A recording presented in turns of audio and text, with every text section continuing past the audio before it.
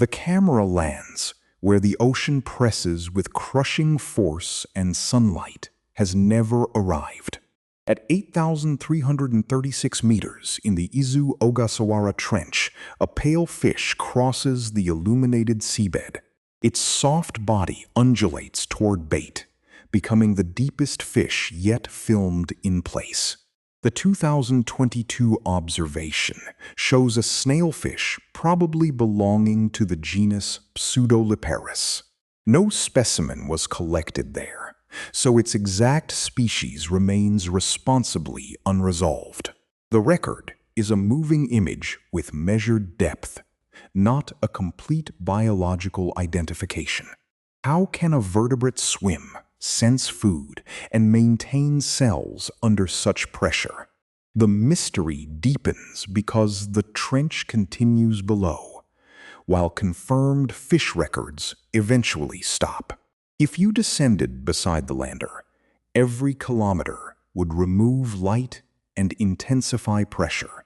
Water would remain liquid, but proteins, membranes, nerves, and buoyancy would face mounting disruption. The snailfish survives through many linked adaptations rather than one protective trick.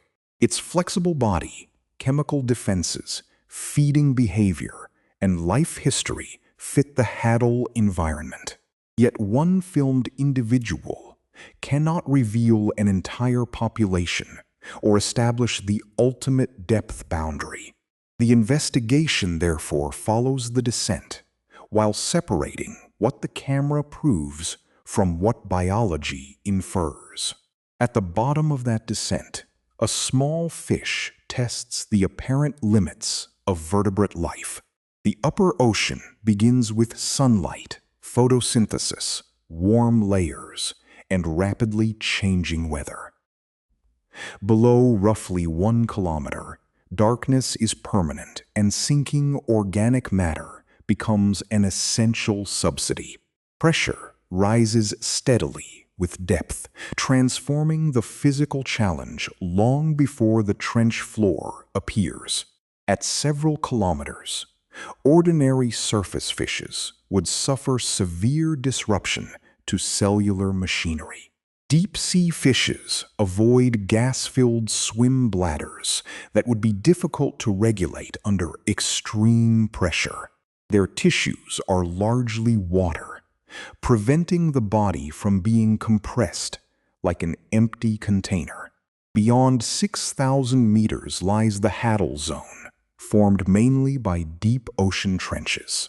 These narrow depressions collect sediment and funnel organic material from surrounding slopes. Earthquakes and landslides can suddenly rearrange the floor, burying food and disturbing communities. Hadal snailfishes occupy some trenches as specialized predators within this cold, dark landscape. Their bodies appear translucent or pale, because heavy pigmentation offers little advantage without sunlight. Reduced ossification and soft tissues may lower structural costs while retaining necessary support. Chemical detection helps locate prey or carrion beyond the camera's small light pool. When bait releases an odor plume, a snailfish turns, follows the gradient, and reaches concentrated food. That cue-action sequence converts distant carrion into an energetic reward worth crossing the seabed.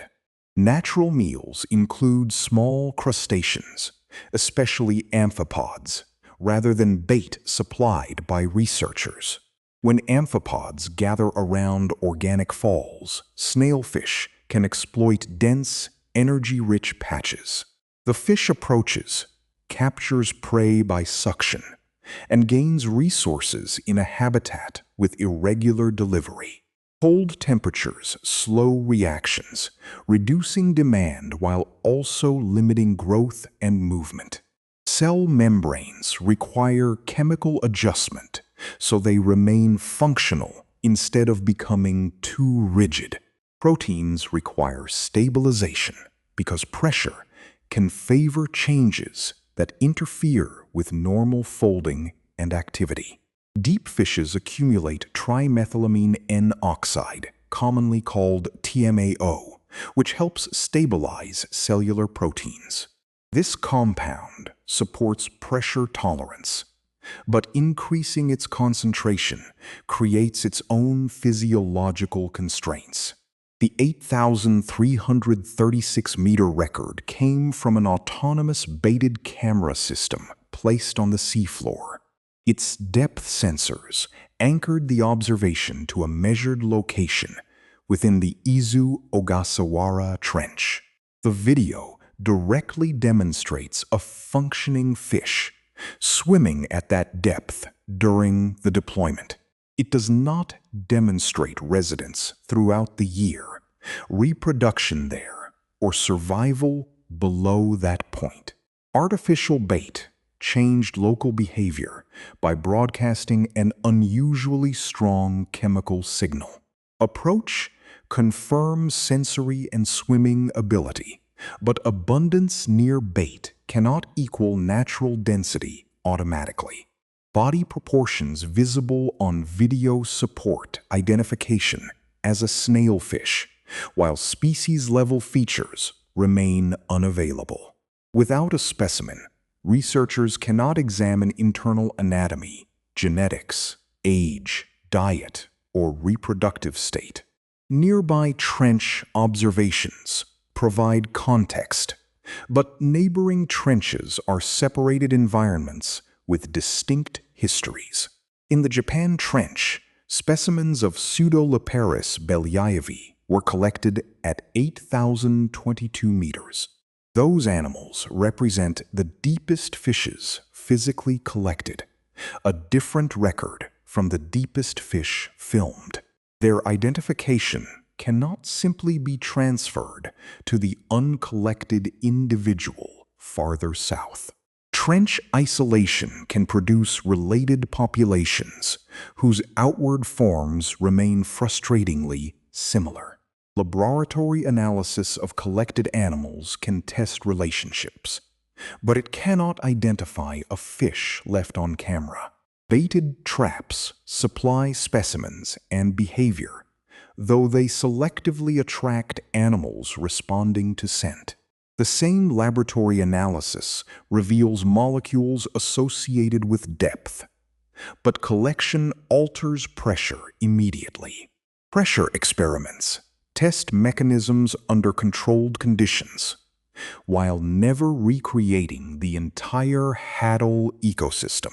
These four methods converge on adaptation without converting inference into direct observation. One hypothesis places a physiological boundary near the depths where fish records become scarce. Rising TMAO may protect proteins, while high internal solute levels can disrupt water balance. This proposed trade-off could help explain why other animals continue deeper while fishes appear absent. The record is consistent with that hypothesis, but a single depth point cannot prove a universal ceiling. Food supply, trench temperature, oxygen, competition, and evolutionary history may also set local limits. Sampling effort declines at extreme depth, making absence especially difficult to interpret. A camera seeing no fish proves only that none entered its observable area during that deployment. Repeated landings can strengthen a pattern, yet they still sample tiny windows in space and time. The deepest snailfish remains evidence of presence, while the deeper silence remains an open test. If you follow its turn toward bait, behavior becomes the clearest sign of successful adaptation. Muscles generate coordinated thrust, nerves process chemical information, and membranes transmit signals under pressure. The fish is not merely enduring, it is locating resources and making effective movements. Its presence shapes a food web built partly from material descending from far above. Surface plankton die, particles sink, trench slopes funnel debris, and amphipods gather around concentrated falls. Snailfish then consume those crustaceans, linking photosynthetic production to a predator in permanent darkness. This vertical connection means changes near the surface can eventually alter energy-reaching hadal communities. Large storms, shifting productivity, and human-driven warming may change the quantity or character of sinking matter. The direction and scale of those effects at individual trenches remain uncertain. Pollutants have reached deep environments, showing that isolation by depth is not complete protection.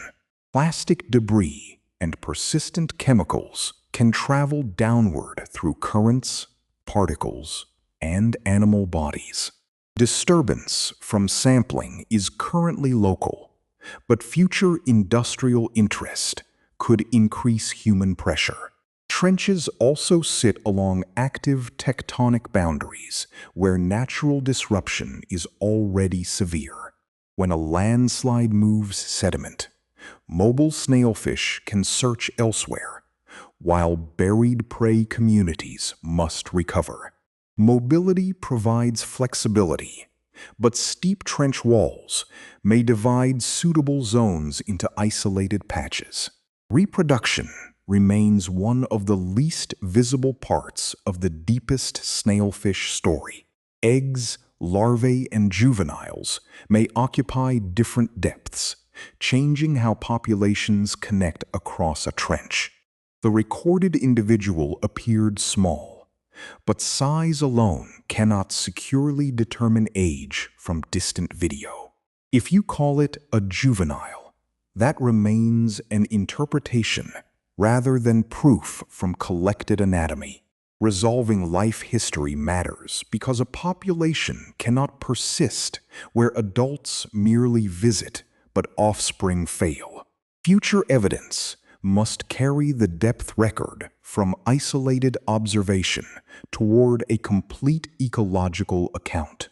More lander deployments could map repeated presence across seasons, slopes, and deeper contour lines. Carefully designed traps might collect diagnostic specimens while minimizing unnecessary removal from sparse populations. Onboard pressure-retaining systems could preserve physiology closer to hadal conditions during examination. Laboratory analysis of collected specimens could connect visible form, chemistry, genetics, and verified capture depth. Each result should report sensor uncertainty, deployment duration, bait effects, and unsuccessful searches. The most decisive deeper record would pair calibrated imagery with a recoverable, identifiable specimen. Until then, a farther descent without sightings cannot establish that no fish survives below. Repeated observations below the record would test whether the apparent boundary moves among trenches and seasons. Return to the camera frame, where sediment glows briefly against absolute blackness. An odor plume reaches the fish, sensory systems respond, and its body crosses the seafloor. The movement confirms functioning life under pressure, exceeding 800 times that at the surface.